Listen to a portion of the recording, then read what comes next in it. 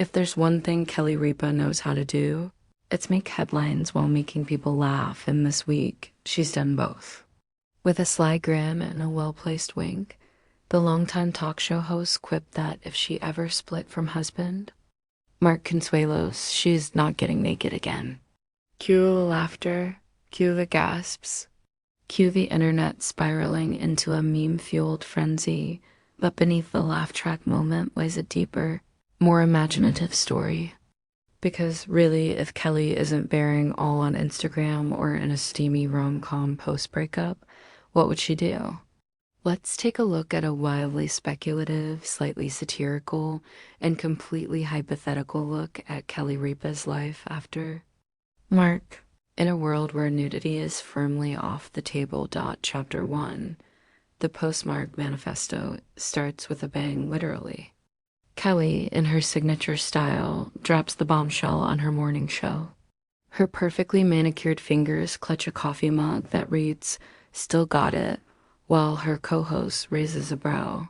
"Oh, if I ever split from Mark, let me tell you something," she says, pausing for dramatic effect. "I'm not getting naked again." The audience roars. The tabloids ignite. Somewhere in Hollywood, a producer starts furiously drafting the pilot episode of Kelly Uncovered, but not really. But true to her word, Kelly Ripa is done with nudity.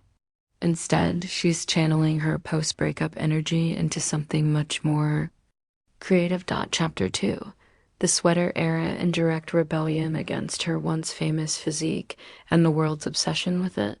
Kelly launches a luxury sweater line, fully clothed by KR.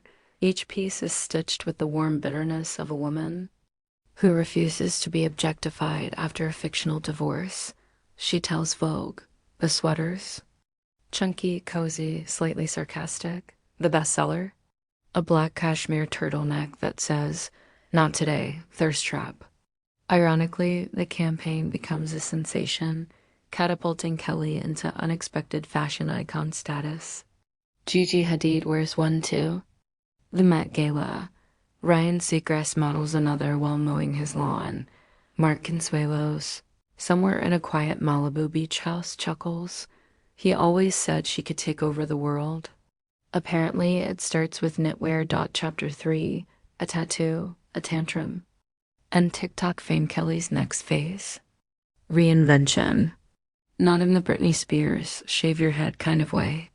More in the I got a small, tasteful tattoo that only appears when I'm holding a martini glass kind of way. It's a tiny avocado on her inner wrist. She explains it cryptically. During an interview, it represents good fats, she says, and emotional boundaries. Meanwhile, her kids are mortified. But the internet? Obsessed. TikTok blows up with a new trend, #KRIP challenge, where fans wear oversized sweaters, sip green juice, and dramatically whisper, "I'm not getting naked again." Kelly, now a certified Gen Z icon, launches a wellness brand named Boundary with the accent on the I for international flair. It sells everything from oat milk candles to no nudity needed bath salts. Chapter 4, the ex-husbands. Anonymous podcast always, one to turn life's curveballs into content.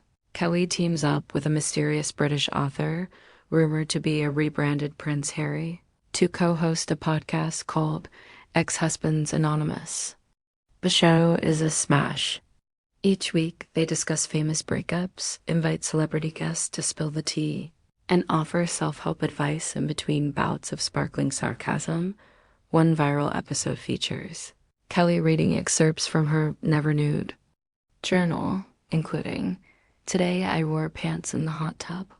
It was freeing. My therapist says clothing can be armor. I say it's also a fashion statement. Mark texted me. I left him on read. Growth. Listeners adore it. Gwyneth Paltrow sends a congratulatory goop basket. Even Mark tunes in occasionally, texting her witty commentary under a pseudonym, Confetti." Chapter 5, a romantic twist. Just when the world adjusts to the idea of Kelly Ripa as the face of celibate sass, a twist. Paparazzi catch her at a dog park, laughing with someone suspiciously handsome. He's tall, rugged, and wears corduroy. With confidence, the speculation begins. Is it a new love interest? A creative partner? A shared dog co-parent? Kelly stays coy. I've discovered the joys of emotional nudity, she tells People magazine. Sometimes you just need someone to listen while you sob over vegan cheese. But behind the scenes, the story is less rom-com and more ... Full dash circle ... The mystery man is a screenwriter helping Kelly adapt her fake memoir, Naked Never Again, into a Netflix dramedy.